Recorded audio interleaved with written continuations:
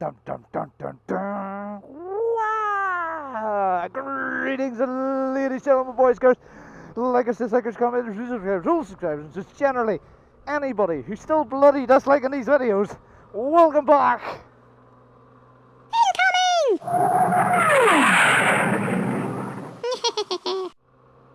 So welcome back, ladies and gentlemen. It is a scorcher of a day. We're all still locked in our houses. And I'm going to give you my top 5 travelling tips for long range travelling. Please note, these are the tips that I follow, not nobody else. Tip number 5. Look at where you want to go, because take for example, if I'm going to Derbyshire, nearly said Derbyshire for some reason. If I'm going to Donington for, say, the BSB or the World Superbike, yes, I already know the route, but it's England. And roadworks just pop up everywhere. Look at maps, you know, look at sat-navs, look at Google Maps, you know. Revise the trip in your head, because it is, as well as having a certain amount of technology on a bike is great, but if this fails, this as in, I mean, my sat-nav holder fails, or my bike stops charging the phone, you're going to have to come back on that knowledge at some point that you've learned. Tip number 4.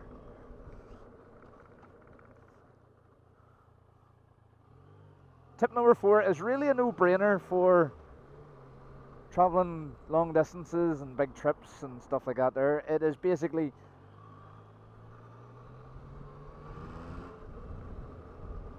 prepare your bike, get it serviced, check the chain, make sure it's healthy, you know, check your tires pressures, check your tire depth, because that can be a big issue if you get stopped by the police.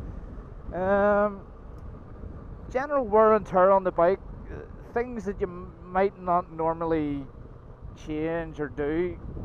A long trip has the effect of amplifying a problem. So if you've had maybe a niggling indicator problem per se, like I had on the XT, get it checked, because you might find that some part of England your indicator might blow something, and then it blows something else, and then it blows something else, and then you're screwed.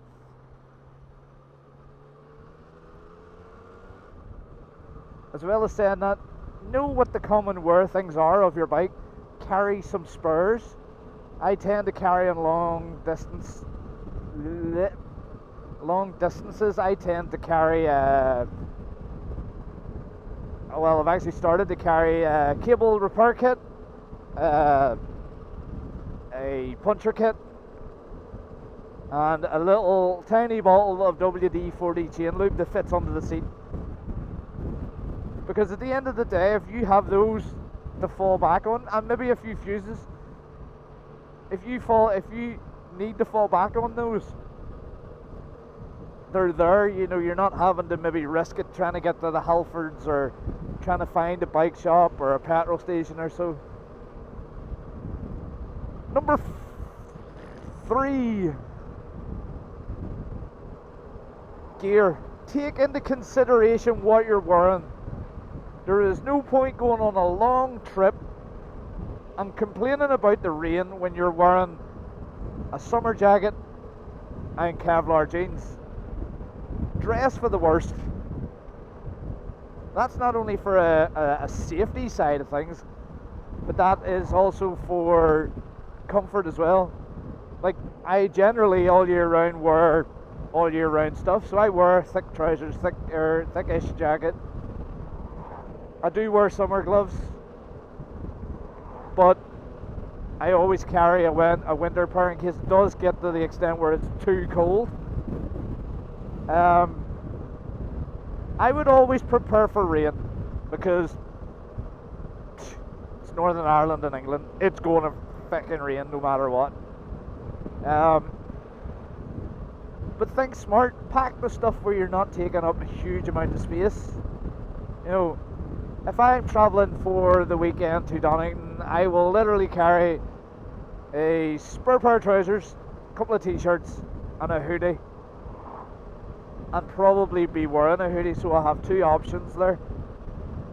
Also in that, I would carry walking shoes, a small pair of walking shoes, tinted deodorant, shower. Hotels have showers, they have shampoo and conditioners, body washes and all that there stuff. If they don't, they normally have like a little stand that you can buy them from. Toothpaste, toothbrush. I'm a minger, so I don't normally carry it. But yeah, it's all about just this. It's really just a spare pair of clothes in case it gets soaked. If I am travelling,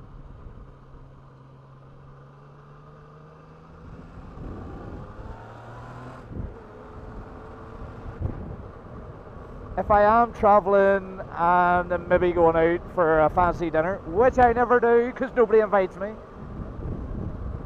I do normally just stick a pair of jeans in instead. Something different. Number 2. If you're a moto vlogger, carry a spare battery. You know, carry your battery charger. I tend to carry about 3 extra memory cards. I never use them, but it's nice to have them. I have a secondary phone that I use as a sat-nav. But apart from that, what I do is I'll film with my own phone, but transfer the videos to the donor phone, as I call it. And I think that's really it for number 2. Number 1, the biggest tip of them all: always have enough time. Think about it, donkey. Think. This one I am starting to live by, because recently I've made a few mistakes with the old booking the ferry from the wrong port, and if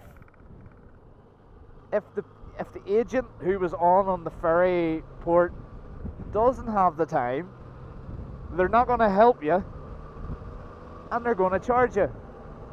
Like recently when I went to Edinburgh for the bike show, I accidentally again booked Cairnryan to Belfast instead of Belfast to Cairnryan. Now, I turned up an hour and a half, near 2 hours early for the boat. The girl told me what had happened. I'm like, oh, feck, no way. Again.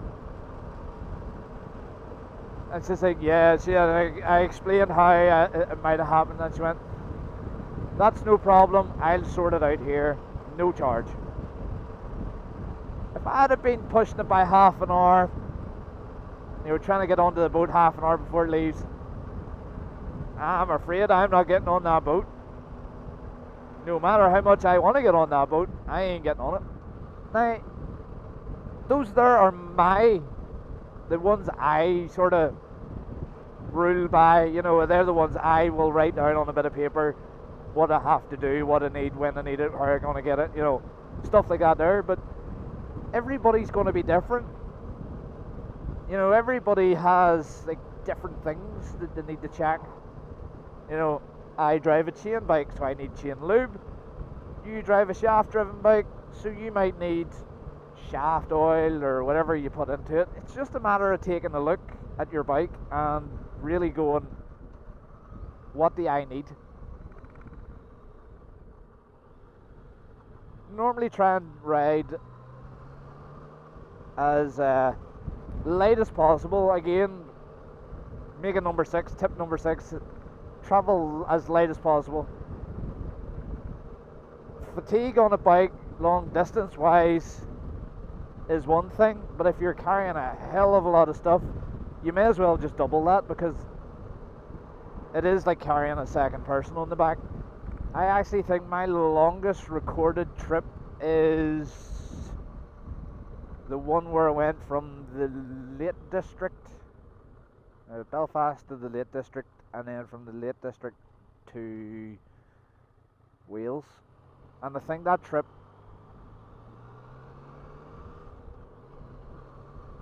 in all was about 1400 miles, all said and done, from Belfast to Belfast, basically in a big circle.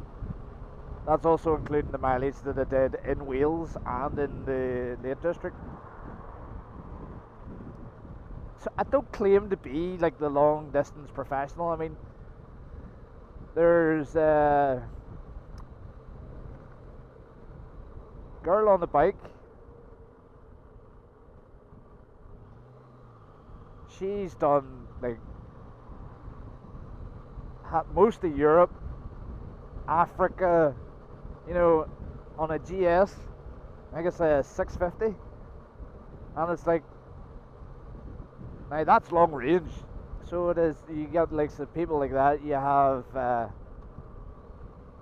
Arctic Rider was it Newcastle to Norway? That's impressive. But they will have their own special checklists, like you. In the comment section down below, what I want to know is your top five. Oh